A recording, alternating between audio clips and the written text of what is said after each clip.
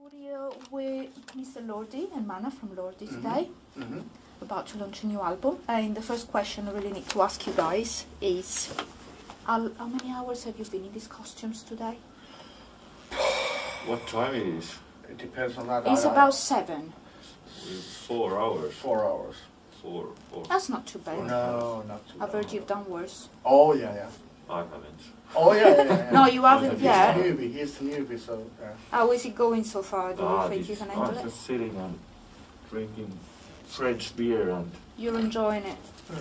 Mr. Lordi, did you ever think of doing, since you're a big fan of Kiss anyway, an unmasked? Has there any been a moment on stage where you're like, I'm melting here? Absolutely not. Absolutely not.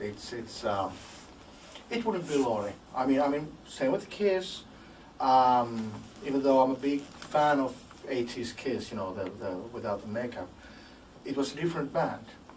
It's a different band, you know. I mean, the logo is the same and the guy is pretty much the same, but it's a different band. You know, visually, musically, you know. It wouldn't be Lordi. I mean, we could do albums without the mask. I mean, that's how we do them. I mean, we're not wearing the costumes and masks when we're writing the music or recording it in the studio, obviously. But doing a live show without this, I mean, you know, we want to look pretty. So yeah, I thought that was the purpose. Yeah. Of a costume. Okay, so you designed them yourself, right? Oh yeah. Okay. Have you ever done anything like this for someone else aside from? Your well, I used to do some some little stuff for Finnish TV, like commercials and shit. But I haven't really done anything for any other band, if that's what you mean. I mean, it's mainly I only do for Lordi. Yeah. Okay. Now, before we get talking about the album, it's going to be a set day in a couple of days now. It's the anniversary of your original drummer's death. Are you going to commemorate that in any way? We will be giving out interviews in Paris on that day. Well, of course. I mean, he's in our minds and hearts. I mean, of course. But I guess we're gonna put out something on the website or something. But it's also the thing is like. Yeah, it's been exactly 1 year, but you know, I mean, life also goes on, and it's like we don't want to make too big of a number out of that either. You know, it's like it's not like we're gonna put out fireworks in the sky or anything like. I mean, he would have loved that, by the way. Otis himself, he would have loved his ass off. I hear this album was initially quite inspired by style of drumming. Oh yeah. So do you feel it's a bit of a tribute as well? Yeah, it's also a tribute to him in a way, but it's also I mean he's the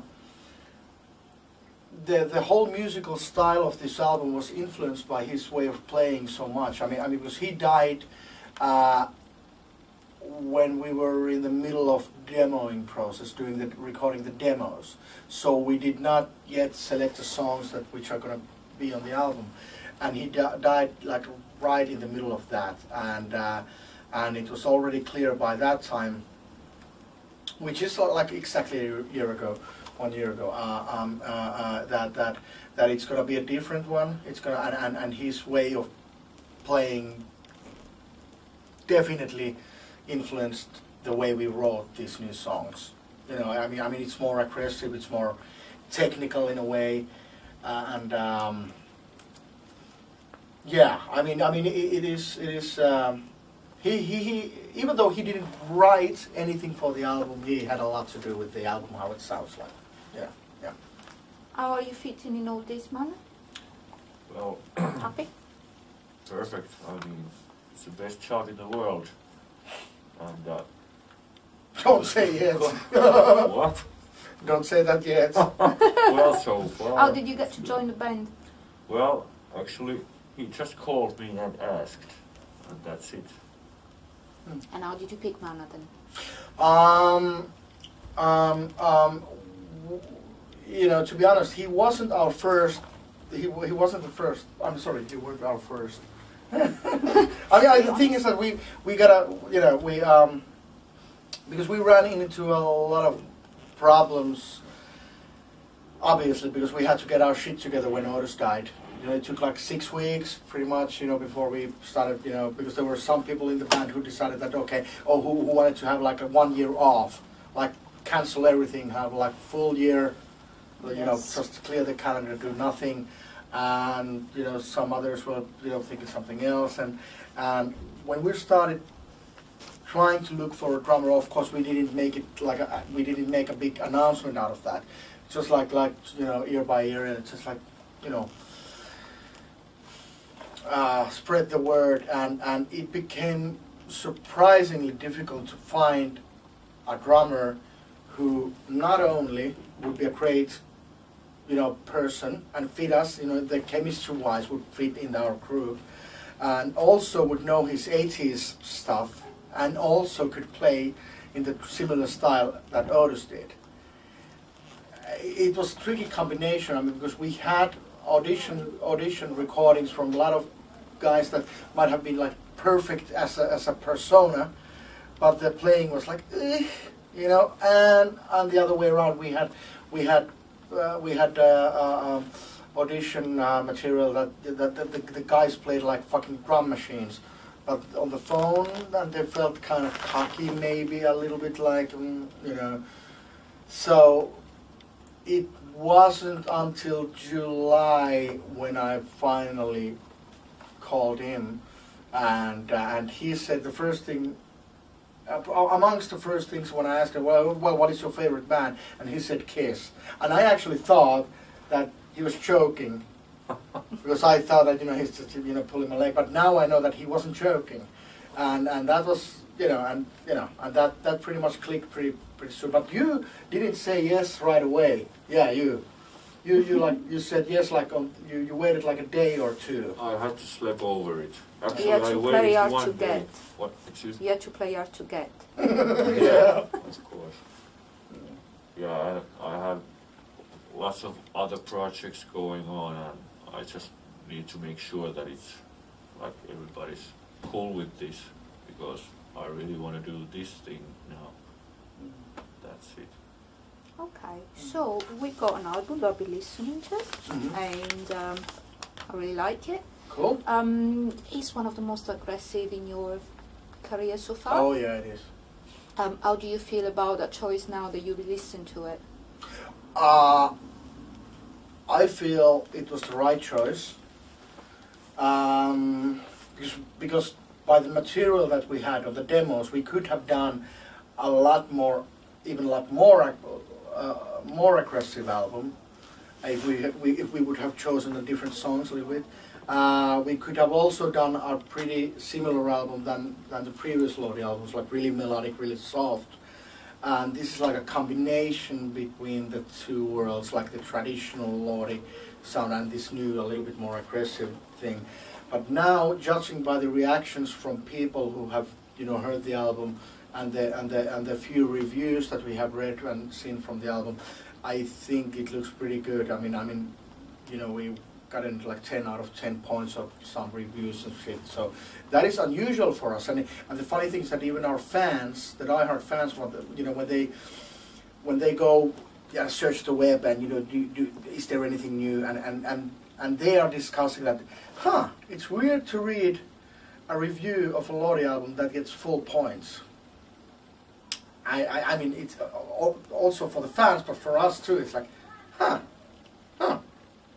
Do you feel it's more difficult maybe being taken seriously in a music sense? Because we have given now that, you know, it's like we know that there are people in the world, and there will always be people in the world who will not take seriously bands that put on costumes and put on a little bit more makeup than just like eyeliner, you know. You know, there are people who will go to their graves and they cannot take seriously bands like Kiss, Twisted Sister, even Alice Cooper. I think even Slipknot is on their lists, you know, not to mention Lordi. I mean, bands that have really strong visual image are those kind of bands that it is just a sad honest truth that there are people who will not accept that as a serious band, you know, which is funny, because what if Slayer or Metallica or Beatles or Led Zeppelin or whoever would have worn Kiss masks or Lordi masks? Would that somehow make their music worse?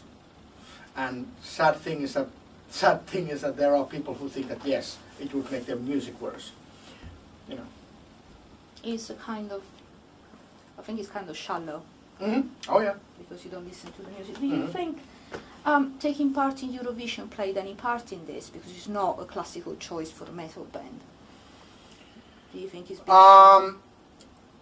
partly, yeah, maybe for some people, but I think we already lost those people, you know, before Eurovision, you know, years before Eurovision. I mean, it's not the, it's not taking part in Eurovision that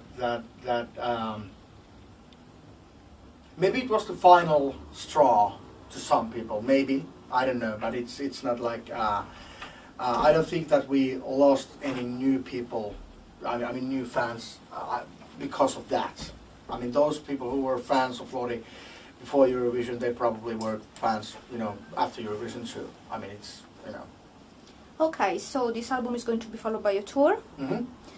Are you preparing anything particular for the show? Are you going to see anything yeah, it's going to be pretty much the whole new show. I mean, we're throwing out old tricks like that we've done forever, and we are not doing them on this tour again, and we're trying to come up with new tricks. I mean also the thing is that the lineup is so different now with new drummer, new keyboard player, so there are a couple of like signature tricks that we won't do anymore, because those were ours and Otis's and Kira's tricks, so we won't do those anymore. So yeah, there are a lot of new things planned.